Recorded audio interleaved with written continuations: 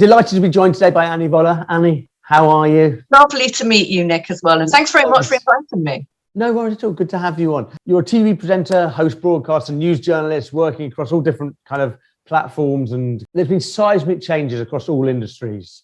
How's the world of broadcasting been affected by the last year? In broadcasting wise, there have been changes that have come together, obviously. You know, we've had COVID testing on site, you know, which has been a big thing as well. There's been social distancing, particularly, you know, in a broadcast setting.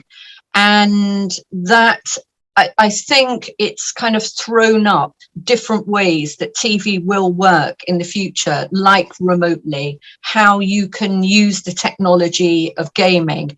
And what I mean by that is the kind of virtual world. I think that that will come very much more through from, you know, the events and the broadcast, and from film as well. You know, all these things that have been happening, less people, more remote audiences. I think that that will very much continue. And also, I think really from a cost point of view as well, you know, that you can get a bunch of people together remotely, you know, 5,000 people remotely, or 500 people, whether it's a broadcast or a corporate or something. And I think that that technology has really shown up what can be achieved. From your perspective, what skills have you had to develop as a presenter who's been used kind of to media? Now you're presenting virtually. What new skills have you developed, and how has it adapted your presentation style? I've been in the lucky position where I've been working, doing various large-scale corporate jobs. Lots of people haven't, but you know, I've been lucky enough to do that. So the skills that I've learned, that I've used from broadcasting again, and I guess which I've then thrown from the corporate world into broadcasting, you know, kind of mix and match, vice versa, has been working very much to the one person, the one camera. There hasn't been the audience there to pick up, you know, there hasn't been that interaction. So you've had to do more performance, I guess, and technology. That's been another thing, you know, as we experienced earlier on ourselves. Yeah. Using technology has been a big thing as well, from Zoom calls to not getting Zoom fatigue. How do you use it? How do you come across, really? And I think something that's probably a good thing, much the same as in a corporate or any broadcast, you know, any job setting, is how your personality, I think, comes across more. Your authenticity, your skills, passion, you know, because you always get to find out more about people in their either, you know, home or home office setting, don't you? You know, and I think that's a good thing that we've kind of bridged. We've bridged that, really. So we're showing more of ourselves. Whether do you think that as well? You know, you can get more of a feel for people, I think. I think it's really interesting in the sense of, at the beginning, very much the positioning of virtual and the way we were putting to our clients is, it's like you might have had 3,000 people in a room for an in-person conference, and they had the experience. And don't get me wrong, we all love the in-person, crave for it to come back properly. But what you were getting on the virtual was actually the whites of people's eyes, and you get to really, that speaker or that presenter, you really get to see them up close. And so there's this readjustment for the presenter about what they were doing. But as it developed, kind of what we've seen over the last year, which I find really interesting, is there's an understanding now that we still need to relate to all these individual people. So actually, how can you as a presenter break down the third wall of the screen in order to relate to these people? And I think that interaction between yourself and the audience is now critical, whether you're using the chat function or you're just you've got a front row, whatever it was. And I think how the presenters have developed those skills and are using the technology to their advantages is absolutely fascinating.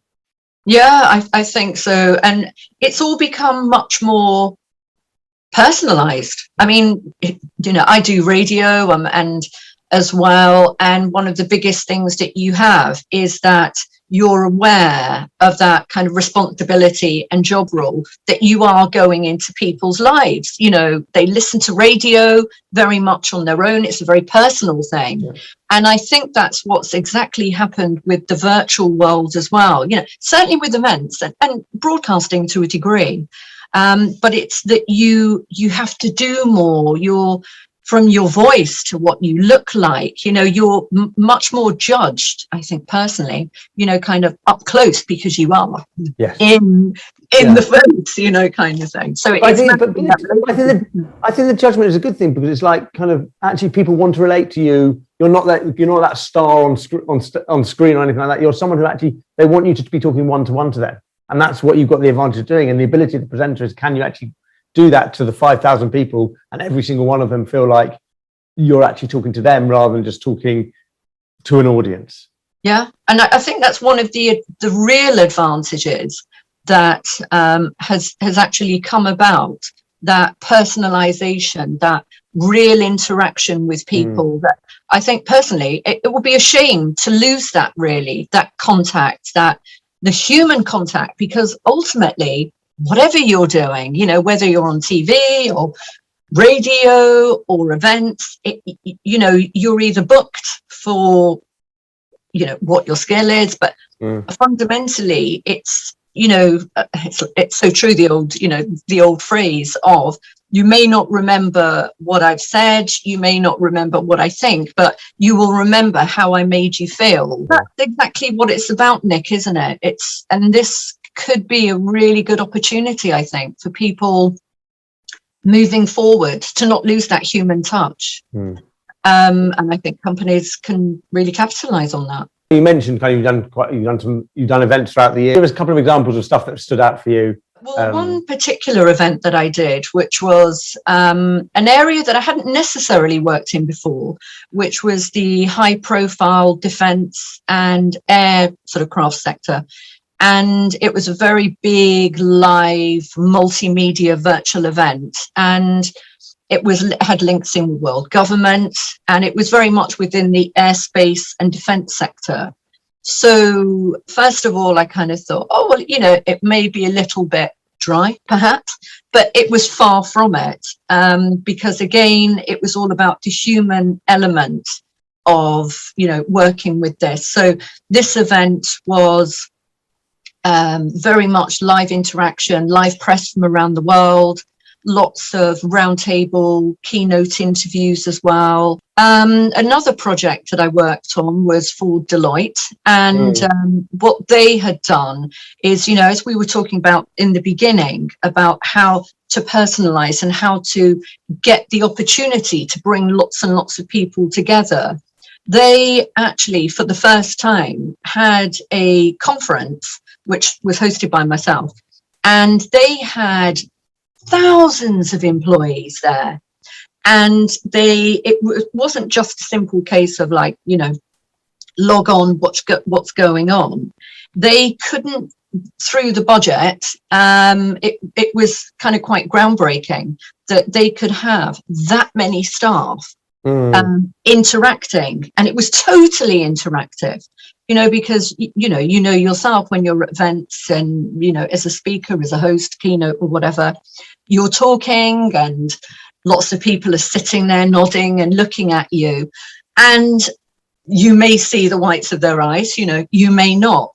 But to have that opportunity for them as a company, I think is going to be something that a lot more large companies are going to do in the future. Is that the sort of thing that, have you found that, as in inquiries and stuff coming in? Again, absolutely. I think kind of it's opened up opportunities to clients, and I still think they haven't fully latched on to what they can be doing.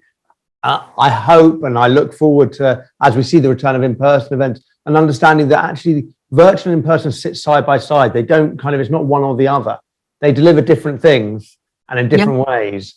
And clients have to really understand what they're looking for from their event and what they're going to judge successes or whatever it was. And then from there, make a decision based on what they're looking to achieve, based on cost, based on outcomes and all this other stuff, to decide how best they should deliver that event, rather than it being kind of deciding in the first place, we're going to do a virtual event or we're going to do an in-person event, and then fitting everything around there. It's starting at the bottom and it's starting at the beginning, and it's getting yourself and other amazing presenters involved in early stages to help them plan the whole thing.